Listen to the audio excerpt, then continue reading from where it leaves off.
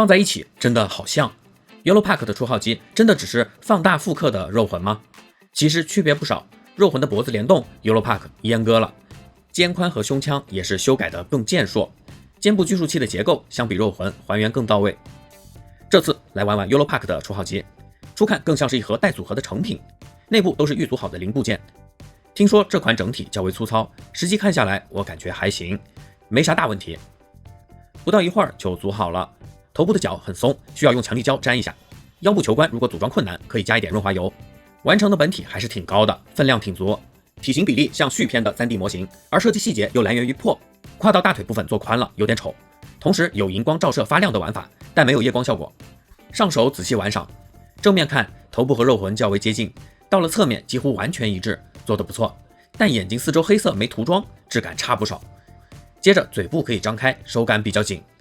肩部的拘束器有2段结构，整体抬起一点，使拘束器让出空间，胳膊就能获得较高自由度可动。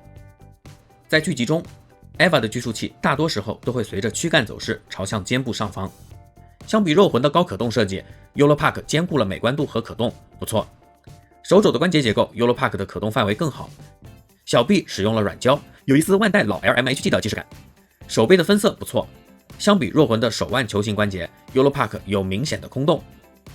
背部盖板可打开，但无涂装无内购，大腿根部可下拉，侧摆范围倒是不大。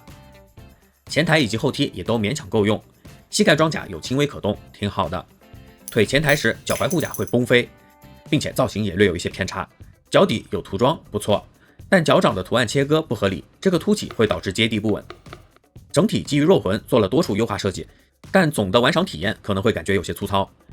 接着来看其余的装备配件，最显眼的就是灰色的拘束架底座以及灰色的脐带电缆插头，和设定的配色以及标志印刷相差甚远，但和机体的嵌合度不错，看起来比布鲁克的版本好不少。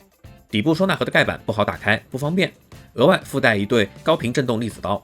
突击步枪造型和拘束架一样，较为敷衍，插入栓没有涂装，不好玩。造型手只能说是勉强够用，脚给了2个作为备用。总结一下，整体设计优秀，质量还行 ，OK 的。有些地方松紧度会有点 KO 感，但依然是性价比很高的选择。